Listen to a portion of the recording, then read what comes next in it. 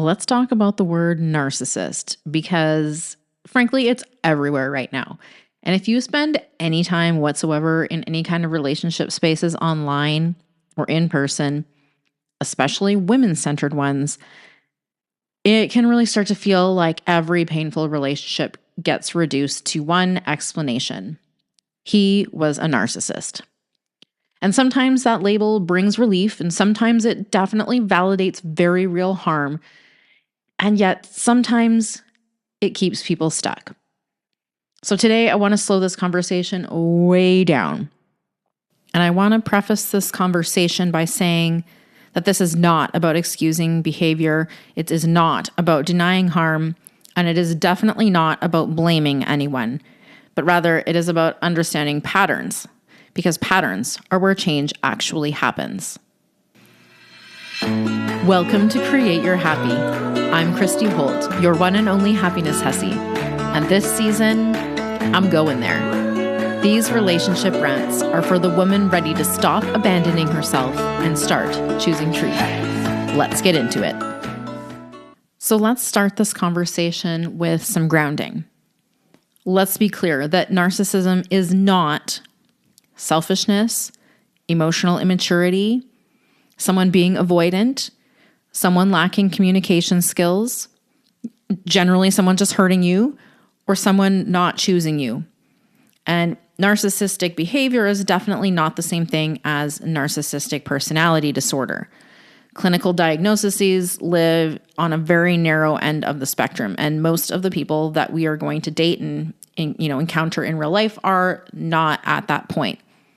What is real and so much more common are narcissistic patterns. These are patterns of self-protection, control, disconnection from vulnerability, image management, and avoidance of all accountability. Of course, these patterns exist on a spectrum. And if we're honest, almost everyone carries some of them. Now, to be clear, again, this conversation is not about denying the reality of NPD or severe abuse. It is really more about the vast middle of the spectrum, where most relationships actually live and where understanding patterns gives people their power back.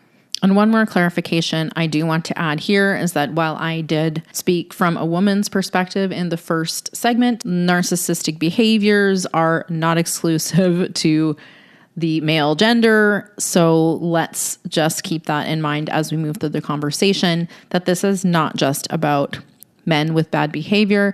Certainly all of us are quite capable of exhibiting narcissistic patterns. Now, here's the part that I feel needs a little bit of tenderness. Many women didn't learn about boundaries or emotional literacy or power dynamics before their first painful relationship. So when something finally has a name, when a behavior suddenly makes sense inside of certain framing, that label can feel like oxygen. Because it says, I wasn't crazy. I wasn't imagining it. This wasn't my fault. And that part really fucking matters. And when the label becomes the end of the inquiry instead of the beginning, it freezes growth because it places all responsibility outside of the self. It removes the curiosity and the exploration, and often it blocks pattern recognition. And you can actually even see the same pattern playing out in politics right now, right? People aren't engaging as much with behavior anymore. They're just slapping labels on it. Narcissist, fascist, cult leader, deranged. And while some of these words might feel emotionally satisfying, they don't really explain anything.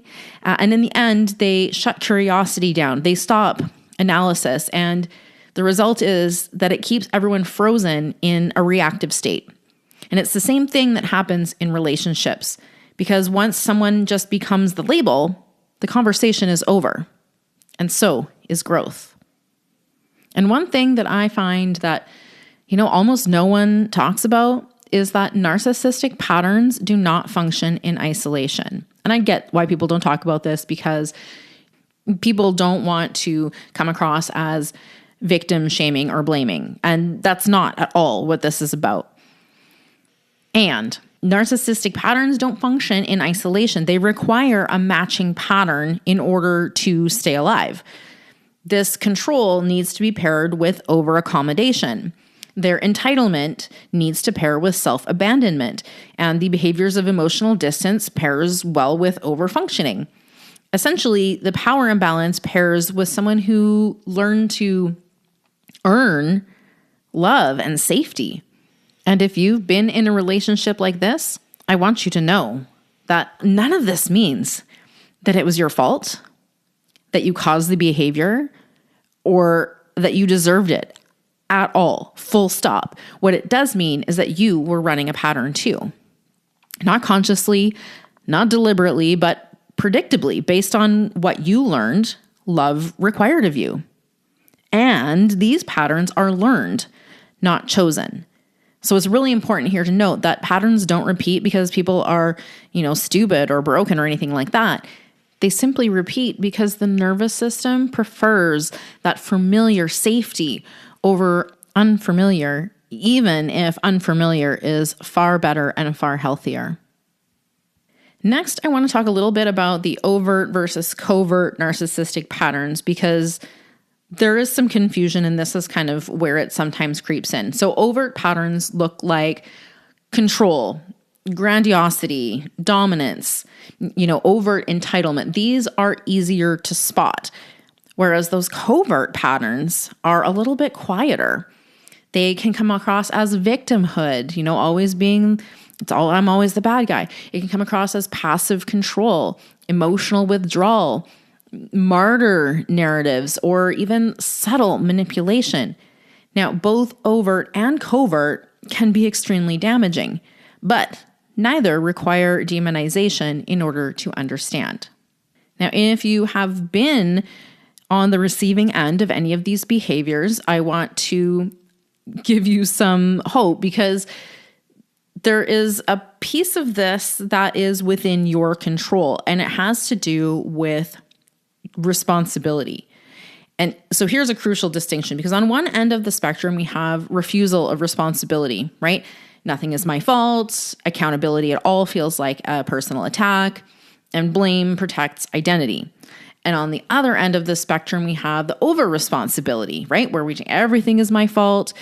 Fixing other people feels like safety and like what's required to do to earn love, and self-erasure masquerades as love. Neither end of this spectrum is healthy. Both are trauma responses. So this means it's not your fault. And being aware of the pattern is what is going to allow you to be able to shift it. So I invite you to think of this less as, good versus bad, because it's not really a good versus bad situation. It's more of an imbalance. Because on the one hand, the one end of the spectrum, we have those classic narcissistic traits, which, we talked about entitlement, dominance, lack of empathy. And on the other end of this spectrum, we end up with people-pleasing, self-abandonment, over-empathizing, and over-functioning by taking on other people's emotions, right? Emotional over-functioning as well as actual over-functioning, in day-to-day life. And people pleasers often struggle with this conversation the most because for most of their lives, taking responsibility has been confused with taking the blame. But health actually lives in the middle. It looks like boundaries as a form of self-love, an invitation into closer connection. It looks like mutuality as a form of self-respect and meaningful, healthy connection. It looks like self-responsibility without self-erasure. And it looks like empathy without self-sacrifice.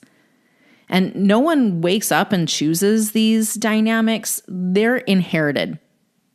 Families teach us over time who gets power, who stays quiet, who gets their needs met, and who has to adapt, right? And children learn love as a strategy. And then we end up repeating what feels familiar, not because it's healthy, but because it's known. And because it's known and familiar, it feels safe. And a lot of the quote unquote new world order anxiety that we're seeing in the world right now also makes a lot of sense through a trauma lens. Because when people feel powerless or destabilized or, disoriented, they most often don't look inward. They look for villains and saviors out in the world. They look for strongman leaders and simple narratives for what is truly a complex, fear-based issue. Now, that's not stupidity. It's not brokenness. It's simply a nervous system looking for certainty because that's what your nervous system craves.